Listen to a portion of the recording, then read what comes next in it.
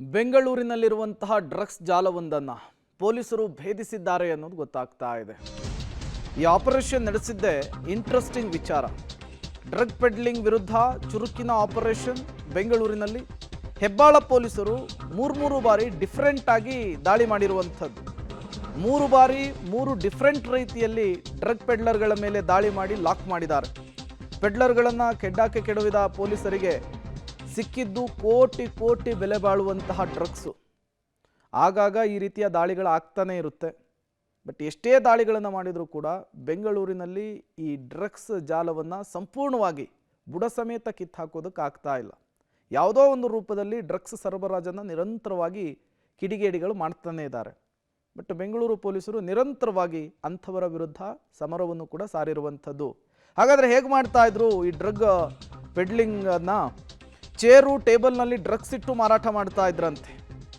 June ತಿಂಗಳಲ್ಲಿ ಈ ರೀತಿ ಡ್ರಗ್ಸ್ ಮಾರಾಟಕ್ಕೆ ಯತ್ನ ಮಾಡಿದಂತಹ ಸಂದರ್ಭದಲ್ಲಿ ಪೊಲೀಸರು ರೇಡ್ ಮಾಡಿದ್ದಾರೆ.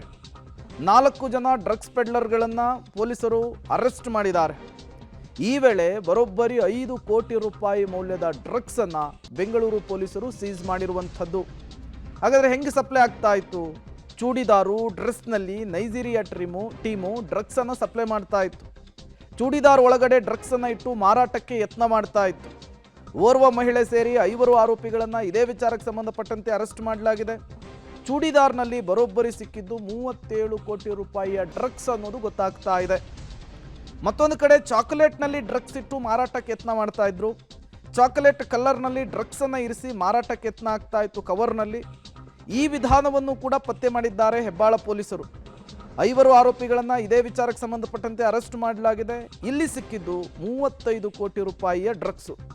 3 ಕಾರ್ಯಾಚರಣೆಯಲ್ಲಿ ಒಟ್ಟು 78 ಕೋಟಿ ರೂಪಾಯಿ ಡ್ರಗ್ಸನ್ನು ಬೆಂಗಳೂರು ಪೊಲೀಸರು ಸೀಸ್ ಮಾಡಿದ್ದಾರೆ. ಈ ಮೂಲಕ ಬೆಂಗಳೂರಿನಲ್ಲಿ ಡ್ರಗ್ಸ್ ವಿರುದ್ಧದ ಸಮರ ಮುಂದುವರೆದಿದೆ.